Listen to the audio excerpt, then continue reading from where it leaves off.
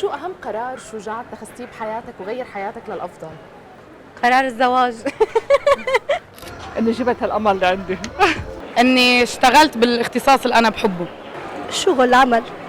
أهم قرار إني اتجوزت، صار عندي عائلة، هي أولادي وعايشين الحمد لله، بس ما فينا نعمل شيء. هو القرار اللي انا ما كنت اتخيل اني اتخذه. سبحان الله، الحياه دغري هيك بتيسر الامور. يعني لما الواحد يختار الشخص الصح ربك بيسر الامور، فبتصير نظرتك للحياه شيء، يعني بتصير عندك هدف، عندك طموح، بتحبي الحياه اكثر. هي بشكل عام، يعني القرارات اللي بتتعلمي منها للصح، للايجابي مو للسلبي. يعني كل الناس بتروح للسلبي، لا انا بروح للايجابي اكثر. انه بصير في عندي هدف، طموح، اسعى اكثر، بثق بالناس اكثر بسبب ثقتي فيها. شجاع، أكثر من شجاع، غيرني كثير.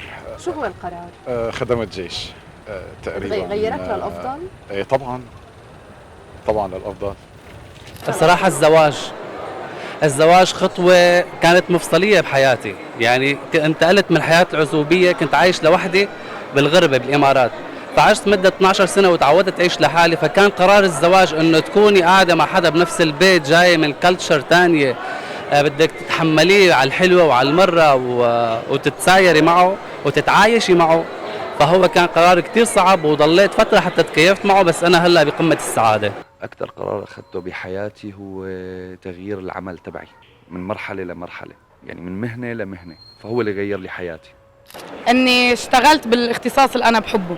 يعني واجهت صعوبات لبلشت فيها ومشيت فيها والحمد لله قلعت. هلا اهم شيء كان عندي انا انه اعتمد على نفسي بكل شيء.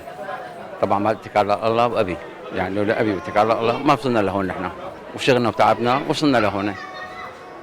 ما اخذت ولا قرار شجاع هون.